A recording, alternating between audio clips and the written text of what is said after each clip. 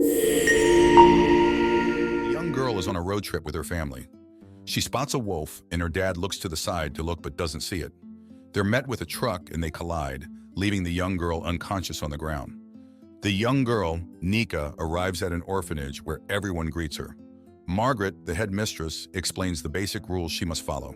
Nika's luggage is taken away, and Margaret orders her to surrender her necklace since personal items aren't allowed. Nika pleads that it's her mother's necklace, but Margaret reminds her of the rules and orders a boy Rigel to take it from her. A girl, Adeline, escorts Nika to her room, and Nika asks her if she's been at the orphanage for long. Adeline reveals that her pale appearance makes her look ill, which is why no one wants to adopt her. The girls agree to become best friends, and soon enough, they grow up together at the orphanage. Adeline informs Nika that her adoptive parents have arrived, and Nika promises her she'll visit often. Adeline tells her never to look back, and Nika gives her pet mouse to Adeline. Nika can't believe she's finally getting adopted as she goes towards her new family, reflecting on all the struggles she endured as a child at the orphanage.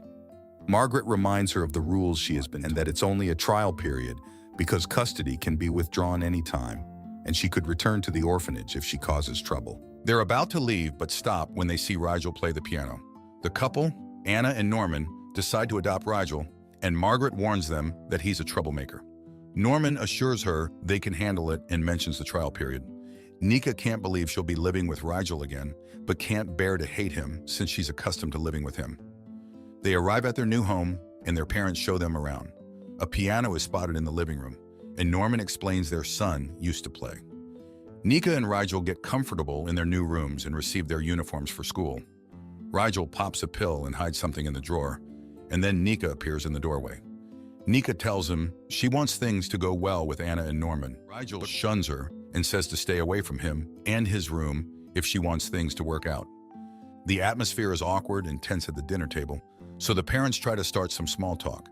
They mention their occupations, and Norman asks the two if they got along with each other at the orphanage. Nika tells them they're like siblings since they grew up together, and Rigel agrees, sneaking his hand under the table to grope Nika's thigh. Nika excuses herself to go to the bathroom, then Anna asks about Rigel's name. Rigel explains that Margaret named him since he's never met his parents. Anna and Norman become speechless, then Rigel also excuses himself from the table. Nika feels overwhelmed about Rigel, who appears behind her. Rigel is smug and says Anna and Norman might change their minds once they realize how much Nika hates him. Nika gets in bed, but is reminded from a distance, causing the professor and the students to check it out. Two boys are fighting each other in the hall, and it's none other than Rigel and Phelps. The professor dismisses them and warns them they'll get detention if they fight again. Anna enters Nika's room to ask why Rigel didn't join them for dinner and wonders if he's having difficulty at school.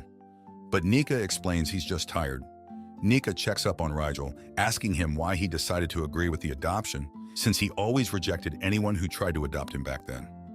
Nika tries to help him with his injury, but Rigel warns her not to touch him. Nika asks what will happen if she does, and Rigel says he won't be able to stop himself and leaves.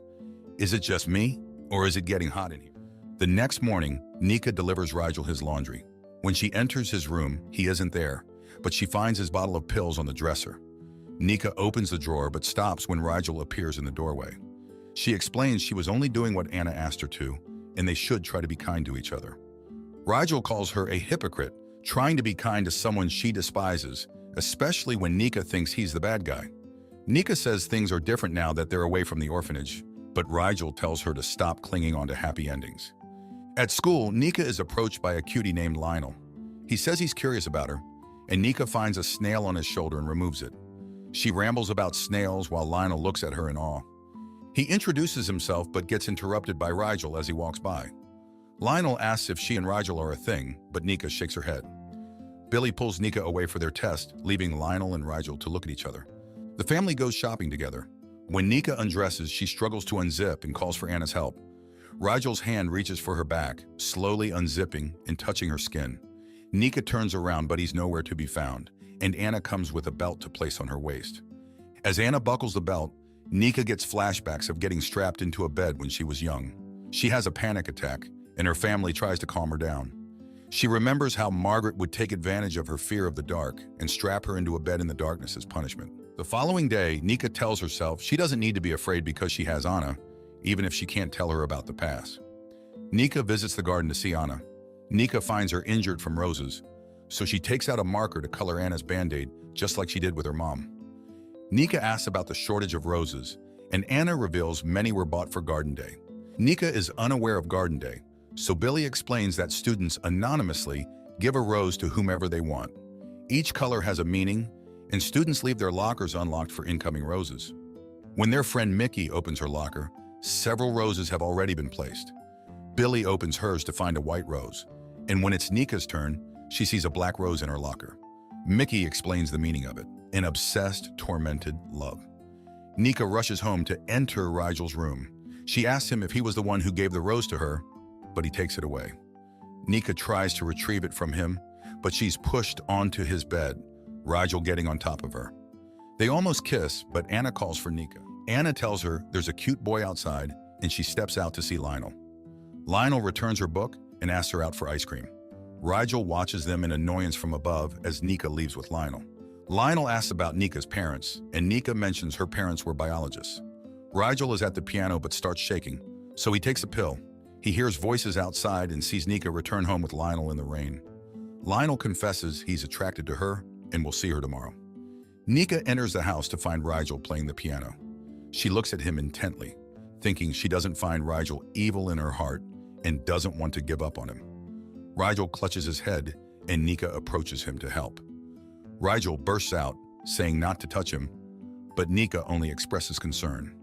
Rigel asks if she hates him, to which she asks if he wants her to hate him. Rigel agrees and storms off. Nika watches him walk away, telling herself she doesn't hate him, but wants to understand him. Nika is eating dinner alone when she gets a message from Lionel. The video of him with an injured face, claiming Rigel attacked him for no reason. Rigel arrives home with similar injuries, and Nika shows him Lionel's video. She slams Rigel on the door and asks what she's done to him for him to act this way. Rigel falls to the ground as he's burning up. Nika undresses him on his bed, then retrieves her phone when Anna calls. Anne informs her they're stuck in traffic because of the storm, and Nika explains Rigel has a fever and asks for medicine. Nika gets medicine from the bathroom and takes care of Rigel. She trails her hand down his abdomen, and Rigel asks her to stay. They get close to each other, and Rigel buries his face on her chest, kissing and caressing her skin. In a flashback, Adeline calls for Margaret as she watches Rigel play the piano. Adeline informs her of the new girl's arrival, so Margaret kisses Rigel's cheek and tells him to continue playing before she leaves. When Margaret orders Rigel to take Nika's necklace, he keeps it in a small box. During lunch at the orphanage, Nika approaches Rigel, who doesn't look well. She gets in trouble and Margaret takes her away, but Rigel cuts himself to distract Margaret and set Nika free. Adeline knows Rigel kept the necklace and realizes he likes Nika. Rigel asks her not to tell Nika since it's better for Nika to think Rigel hates her. In the morning, Rigel gets touchy with Nika. Nika rushes to get out of bed as Anna and Norman return home. Nika enters her room and gets a call from Lionel, but she doesn't answer. Nika spends more time with her friends and barely talks to Lionel. They spend time at Mickey's house, reviewing for tests, and Nika excuses herself to the bathroom. Mickey walks over to Billy's sleeping figure to kiss her, and Nika walks in to see. Mickey tells Nika to pretend she didn't see anything and not to tell anyone. Nika realizes Mickey's the one who places the white rose every year in Billy's locker. Nika encourages her to confess, but Mickey fears ruining their friendship and losing Billy. Nika is walking outside when she's approached by Lionel. He complains they haven't talked in a month, and she's constantly avoiding him. When Nika asks what Lionel is doing there, he replies he likes her and asks for Rigel to stop interfering between them. Nika prepares to leave, but Lionel stops her, causing her to drop her shopping bag. Broken glass because they'll be officially part of the family by tomorrow. Asia scoffs and says they're trying to replace their deceased son, Alan. Asia is unhappy about the situation, and Anna tells her they're all trying to move on. Anna explains she wants to share love with the orphans who deserve it, and Asia is in pain because she yearns for Alan's love and can't move on. Nika speaks with Adeline alone and mentions how she feels she doesn't belong with the family because of her past. Adeline encourages her to tell them about the abuse, but Nika doesn't want her adoptive parents to think she's useless. Adeline reveals that Margaret hasn't been the same since Rigel left. Adeline suggests they press charges against Margaret, but Nika refuses, unable to face her past. Adeline begs her to give a testimony since Nika was treated the worst. Anna enters to tell Nika the guests have left and apologizes for Asia. Adeline prepares to leave and hugs Nika goodbye. Outside, Adeline asks Rigel why he doesn't want to tell Nika the reason why he joined them. Rigel doesn't want to take Nika's family away from her, and Adeline tells him he must let Nika know that he held her hand in the dark, not Adeline. At night, Nika approaches Rigel, who's playing the piano. She says she doesn't have a present but is willing to give or do anything for him. Rigel tells her to sit still, licking the pastry powder off near her lips. The doorbell rings and Nika sees Lionel standing outside in the rain. He confesses he can't stop thinking about her and hates that she's living with Rigel. Lionel knows there's something between them and reminds her they'll be siblings soon. Nika pushes him away and returns to Rigel, who's crying in his room. Rigel tells her to return to Lionel since he has no place in her life. Nika assures him she isn't going anywhere, and Rigel starts kissing and caressing her body. Nika confesses she wants to be with him, and Rigel stops, telling her to keep believing in fairy tales because he can't be.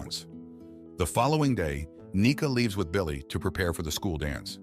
Billy mentions she found out Phelps gave the white rose to her, leaving Nika and Mickey to glance at each other. Mickey confesses it's her giving the rose every year, and Billy gets offended, thinking Mickey does it to mess with her. Mickey admits she's in love with Billy, who silently walks out. Meanwhile, Anna checks up on Rigel, who has something to tell her. That night, Rigel places the box with Nika's necklace in her room. At the dance, Lionel approaches Nika to apologize and ask for a dance. After dancing all night, Nika becomes dizzy, and Lionel takes her to an empty classroom. They start kissing, and Nika tells him she's feeling better to return. Lionel forces himself onto her, but Rigel arrives to knock some sense into him. Lionel runs away, leaving Nika and Rigel to have a heartfelt moment with each other. They start making out and undress each other. On their way home, they find Lionel in his car.